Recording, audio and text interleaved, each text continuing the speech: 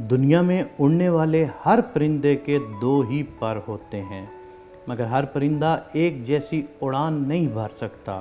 کچھ پرندے صرف ایک درخت سے دوسرے درخت تک ہی اڑتے ہیں، کیونکہ کون سا پرندہ کتنا اونچا اڑ سکتا ہے یہ اس کے پر نہیں بلکہ اس کے نفس پر منحصر ہوتا ہے۔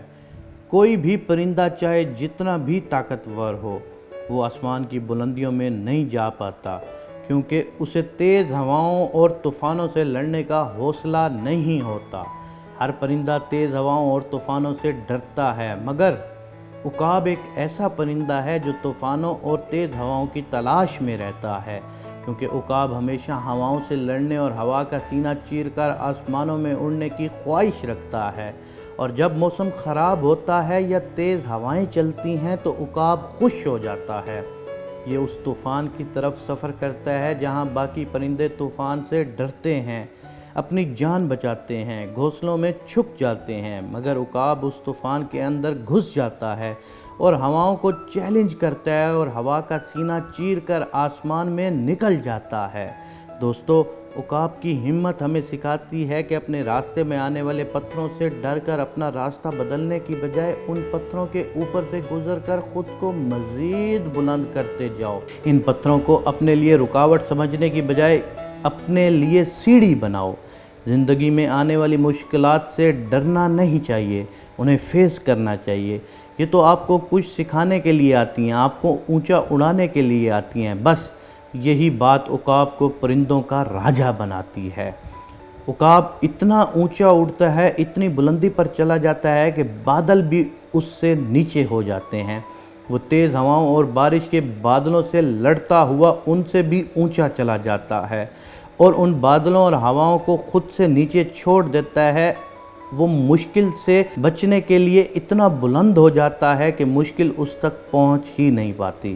دوستو، عقاب ہمیں سکھاتا ہے کہ زندگی میں جو مشکلات تکلیفیں آتی ہیں ان سے ڈرنا یا چھپنا نہیں بلکہ مقابلہ کرنا چاہیے، کیونکہ یہ مشکلات اور تکالیف ہمیں مضبوط بناتی ہیں۔ خود کو اتنا مضبوط بنا لیں کہ زندگی میں آنے والی مشکلات اور تکلیفیں اور لوگوں کے منفی رویے آپ کا کچھ نہ بگاڑ سکیں۔ دوستو، ایک عقاب کی عمر 70 سال ہوتی ہے۔ یہ بہت لمبی عمر ہے اور اتنی لمبی زندگی گزارنا بہت ہی مشکل ہو جاتا ہے۔ جب ایک عقاب 40 سال تک پہنچتا ہے تو اس کی چونچ ٹیڑھی ہو جاتی ہے، اس کے پر بھاری ہو جاتے ہیں اور پنجے کمزور ہو جاتے ہیں۔ اس سے وہ شکار نہیں کر سکتا اور کافی مشکلات بھرے سفر میں چلا جاتا ہے۔ اب اس کے پاس صرف 2 راستے ہوتے ہیں۔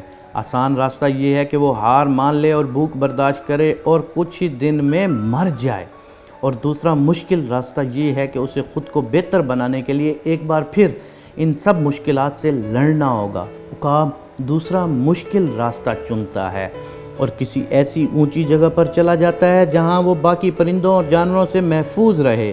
وہ پہاڑ پر کسی اونچی جگہ پر اپنی چونچ کو پتھروں پر زور زور سے مارنا شروع کر دیتا ہے اور اسے توڑ دیتا ہے۔ پھر نئی چونچ کے نکلنے کا انتظار کرتا ہے۔ جب نئی چونچ نکلتی ہے تو وہ اس چونچ سے اپنے ناخن اور پروں کو اکھاڑ دیتا ہے تاکہ نئے مضبوط اور طاقتور پر اور پنجے نکلیں۔ ان تمام مراحل کو فیس کرتے ہوئے وہ یہی سوچتا ہے کہ اگر اسے لمبی عمر جینی ہے تو یہ مشکلات سہنی ہی پڑیں گی، اور یہ سب مشکلات برداشت کرتا ہے تاکہ وہ اپنی آگے کی زندگی کمزوروں کی طرح نہ گزارے۔